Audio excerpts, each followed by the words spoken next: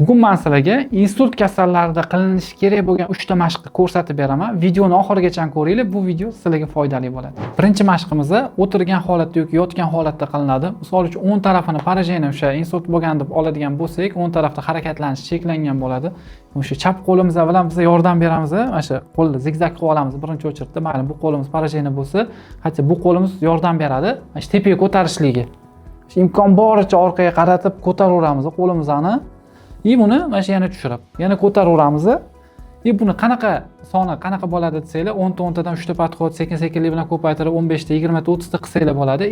Shu holatda qo'limiz turganda qo'limizni aylantirib. Bunda bu kasal qo'l bo'ladigan bo'lsa, asosiy qo'lni sog'lom qo'l qilyapti. Vazifani aylantirib hammasini qilib beraveradi. O'ngga chapga surishligimiz bu qo'l mashqlari hisoblanadi. Bu manba siz yelkalarda tonus bo'lib qotib qolmasligini oldini oladi. Agar tonus bo'lib qotib qoladigan bo'lsa, ertaga mutaxassis kelib ishlayotganda shu qismlarda juda ham qattiq og'riq bo'ladi. O'shaning uchun ham buni uy sharoitida o'zlari qilsalar ham bo'ladigan mashqlar. Mutaxassislar bilan birga ishlayotganda ham o'z aslida uyga vazifa berib ketsa, shu mashqlarni doimiy qilib yurishlari kerak bo'ladi.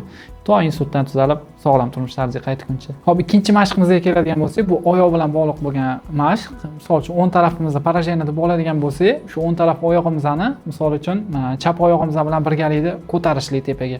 Bunda ham xuddi mana shunaqa son qismlarimizda tonus bo'lib qotib qolmasligi uchun ham mashq qildirib turishimiz kerak. Shu yumshoq turadigan bo'lsa, keyinchalik harakatga kirib ketishlari juda ham oson bo'ladi. Oyoqni ko'tarishlik kerak bo'ladi. Keyin oyoqning tagiga qanaqadir shariklar, roliklar qo'yib turib yoki shot bo'lardi oldingi. O'shani ham qilsa zo'r bo'ladi. Agar oldinga orqaga qilishga kuchi yetmasa, qo'li bilan yordam berishlik yoki ikkinchi oyog'i bilan birgalikda yordam berishlik bu eng zo'r mayda motorikani ishlatib oyoqni vasstanatsiyasiga yordam beradigan mashqlar bo'ladi.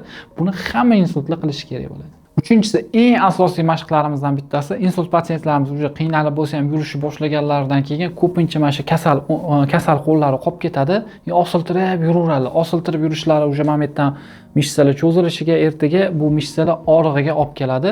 O'shaning uchun har doim insult patsientlarimiz уже mustaqil sekin yurishni boshlayotgan paytlarda imkon boricha yon atrofdagilar bunga e'tiborli bo'lishi kerak bo'ladi. Bunda qanaqa? Misol uchun agar cho'ntagi bor kiyim kiyadigan bo'lsalar, cho'ntagiga o'sha qo'lni solib qo'yish kerak. Buni yaxshi taraflaridan men sizga sanab o'taman. Cho'ntagiga solinganning hisobiga kiyim cho'ziladi. Cho'zilganning hisobiga ham yelkani ko'tarishni boshlaydi insult patsient. Bu qo'l mashqi ham bo'lib ketadi birato'lasiga. Cho'ntagiga solingandan keyin agar tumachalik ko'ynak bo'ladigan bo'lsa, ko'ynakni orasiga tiqib qo'yish kerak bo'ladi. Agar shim kiyadigan bo'lsa, shimni cho'ntagiga solib qo'ysa ham shimdan pastga tushganning hisobiga bu yelkani ko'tarishga harakat qiladi insult patsientimiz.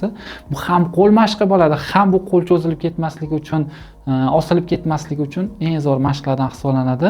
Kimga shunaqa professional reabilitatsiya muolajalari kerak bo'ladigan bo'lsa, Toshkent shahri ichida uylarga borib barcha turdagi reabilitatsiya muolajalarini o'tkazib beramiz. Insultmi? Doktor reabilitolog Xurshid.